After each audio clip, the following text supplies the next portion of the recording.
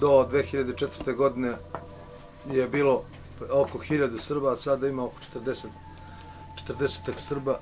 Znači, to je mesto etnički očišćeno, a tih 40 Srba je vraćeno da bi se ispunili neki standardi Evropske unije i svetske organizacije, da bi to mesto bilo multietničko, to je multietničko, samo 1% Srba, a 99% Albanaca.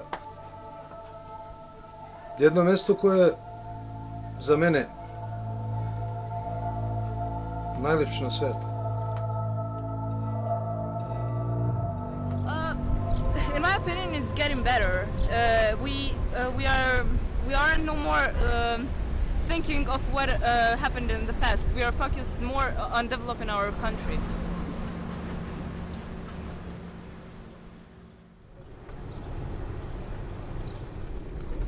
I went to meet 3 Serb women whose home had been taken away by Albanians and are living in a KFOR army base close to Uroševac. American soldiers evacuated them from their ancestral home to save them from Albanian rioters who then destroyed the house. Their great-grandfather built their hometown of Uroševac, and they don't plan to leave until they regain their home. This is the Nikolic family. Mother Daniela, who is blind, Lily, who is paralyzed, and Sunny, the very image of mildness and physical slightness. Bez razlike na posljedice odlučile smo da ostanemo u kući.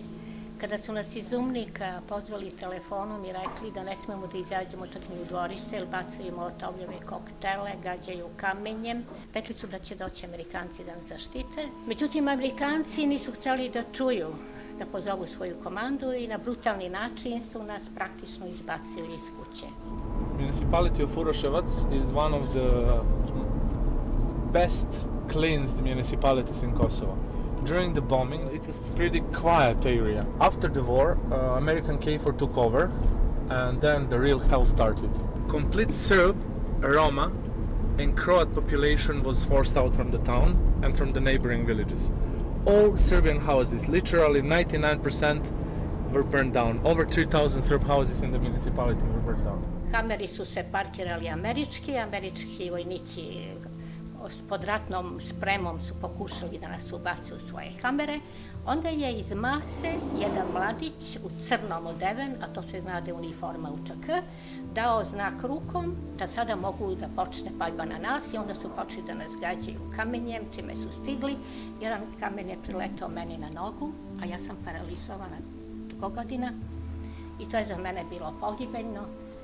Ubacili su nas u svoje hamere, doveli u grčki KFOR. Ja sam onda dobila veliki otok. Nisu hteli u bolnom stilu u američkoj bazi da snimaju moju nogu, niti da pogledaju lekare, jer ja sam Srpkinja. Da sam bila Albanka, oni bi to uradili. Posle negde 5 ili 6 dana, preko nekih velikih veza, grčki lekar je uspeo da izdejstvuje, da me odvedu u bon stil, da naprave snimke. I u 11 noću odveli su me 2 kilometra u bon stil, noću da ne vidi niko od Albanaca i da jednoj Srpkinji pokušavaju da snime nogu. Međutim, nisam imala sreće, moje koleno je već bilo u raspadu, noga takođe, i posle 33 dana ležanja ovde prebacili su me u Solun, gde su me operisali, nažalost neuspešno, moje su noge kraće 15 cm. To vam je priča oni koji su hteli da ostanu i da poginu u svojoj kući. Mi smo stvarno bile spremne na to. Over here, it used to be, this used to be the basketball court where Serb kids used to play basketball and football. What is it now? It's a place where Albanians play football. You see, Albanians used to come over here and they would drive by and they would shoot them. Shoot at them or shoot them. And the Norwegians built a big wall here to stop them from shooting, but they didn't stop them. So they stopped playing basketball, stopped playing soccer. And all this here, all of this, everything, every single house you see here, every single thing used to be a Serbian house like just a few years ago. Some of them still are. Some of them still are, and they haven't moved back. You see, they're empty. They're completely empty. There's nobody living in them still anymore. They can't go back. They can't. They've been terrorized. There's this psychological thing, you know, after you're shot at, or after your house is burned, or after you're abused for so long, you can't expect a person to say, all right, well, now everything's okay, I'm going to move back. It's not going to happen that quickly. No way. before. The building over there used to be all Serbian, now it's all Albanian. There's a church somewhere here. Nobody visits anymore. Nobody even touches it anymore. Why burn it down when you can just let it fall apart, eh? Nobody had a building permit for any of this stuff. Nothing. There's not one building permit. Why? Because in 2000, there was a building inspector, an Albanian guy that was a building inspector, that would be responsible for inspecting buildings that were built illegally. He was assassinated, 2 shots. He was killed in front of his own house. And as a result, after he was shot, nobody wanted the job. Church of Veliko Hoća village. In the old days, they used to run in the house when I used to drive by here. Next to the destroyed church were monuments to Albanian guerrilla fighters, including one that showed a map of the idea they were fighting for. It's a map of Greater Albania. You see at the bottom there is Albania connected to Kosovo with outlines of repression of Rowdies in Serbia proper. Tetovo goes to which is in Macedonia. On the northern tip of Greece, and 3 municipalities in Montenegro. But it seems that there is no place for Serbs in this Greater Albania. In Plešina village, one Serbian woman stands defiant in the face of the expanding Albanian giant. She is surrounded by Albanians, but is resolved to stay in her home. Look, she has these boots on because they tried. She was attacked 2 years ago and heavily beaten up, and they stole 2,000 euros. Her sister sent her. She was very hardly beaten up. But it's a miracle that she's still alive. Because all other Serbs in our municipality who dare to stay are or kidnapped and missing or dead, or guarded by K for 24 hours. This is a miracle. Kad sam došla vamo dole, do ovih kuća, kad sam vidjela da su porušene, odmah sam znala, rekao, svi su otišli. Rekao, kud idem jadna ja, kud idem? Da se vratim, kako da se vratim? Mogla sam da se vratim, ali će me deca ubiti sa kamenjima. I produžim ti ja u grad, siđem ti ja dole u grad i tako, kad ono, gledam dole gore, ma nema žive duše srpske, nigde nikoga.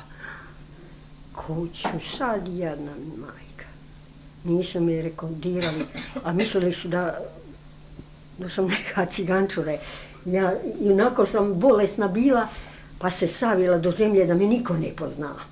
I zamotala krp ovako. Nisu prepoznali da ste Srpkinja, mislili su da ste Albana. Nisu prepoznali, da su me prepoznali, snatili bi me. I tako ti ja nadođem ovamo, kad sam došla tu, kažem sama sebi šta da radim, a ova deca mi kažu nema nikoga, kaže žive duše srpske, kaže evo na Kosovu.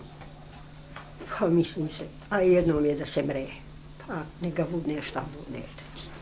I tako ti to, moj brate, dosta teško je to ti. Suddenly, our interview was interrupted by 2 Albanian men who had entered the house uninvited. I felt that the old lady was practically under house arrest. Basically, because of some reason, unlike the rule, they decided not to kill her. Why? Who? Maybe there are some good souls in her neighborhood among the Albanians. Maybe. Basically, this lady is not killed, and that's completely unusual and complete miracle. But on the other way, she is under the siege. She is their prisoner on a way. She was very afraid when they entered. She stopped talking and she started to talk quiet because they're here to monitor what is she saying. I went out just to make them confused, to say that we are just organization. They were very interested who we are, why we are coming to visit Smirka, what is she telling to us. But I think that we cheated them very well. They didn't get it. It wasn't only the elderly Serbs who were standing their ground. One family in South Kosovo also refused to be expelled from their house. Father Radovan, Mother Ljiljana, and children Anica, Zorica, Jovica, Nenad, Andrej, Andrijana, Natalia, Darko, and Jug Bogdan. This is the Stanojković family. Mi smo 11 člana porodica, živimo u 2 sobe, u 30 kvadrata. Slobodu nemamo, mira ne, težak je za